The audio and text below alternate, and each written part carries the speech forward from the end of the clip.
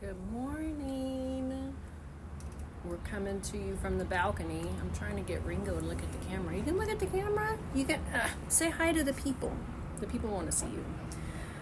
Well, anyway, I'm coming to you. It's Wednesday. It's May 1st. And I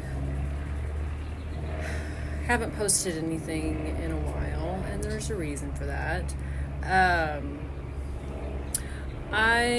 Today's May 1st. I know I've said that. I start my 7th round of chemo tonight, and my friend Tracy texted me the other day, and it wasn't until she texted me that I realized how angry I am that I'm doing these extra rounds of chemo. And then I had lunch with my friend Shannon yesterday, and then I talked to her about it too. And I wasn't until I texted with Tracy and then had lunch with Shannon that I realized that I have been completely avoiding my feelings toward these bonus rounds of chemo. So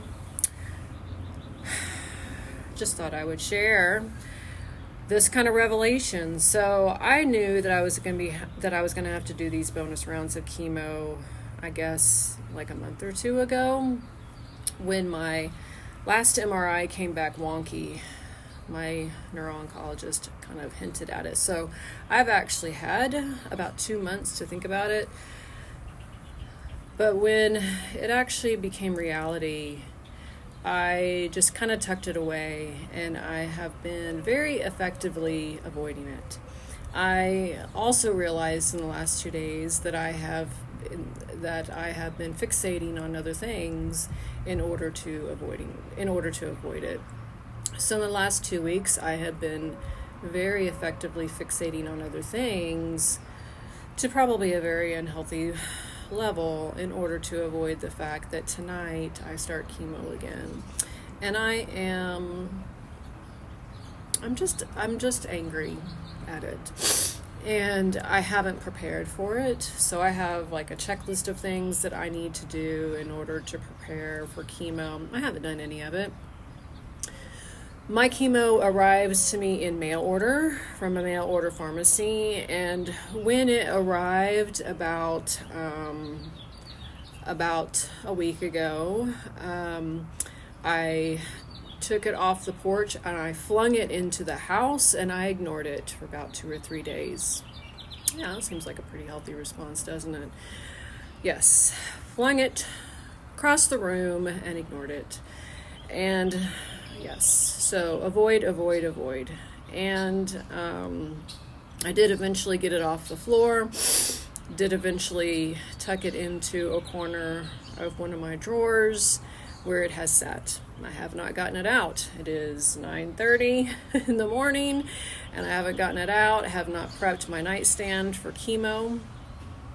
Haven't gotten ready at all, and it starts tonight. So avoid.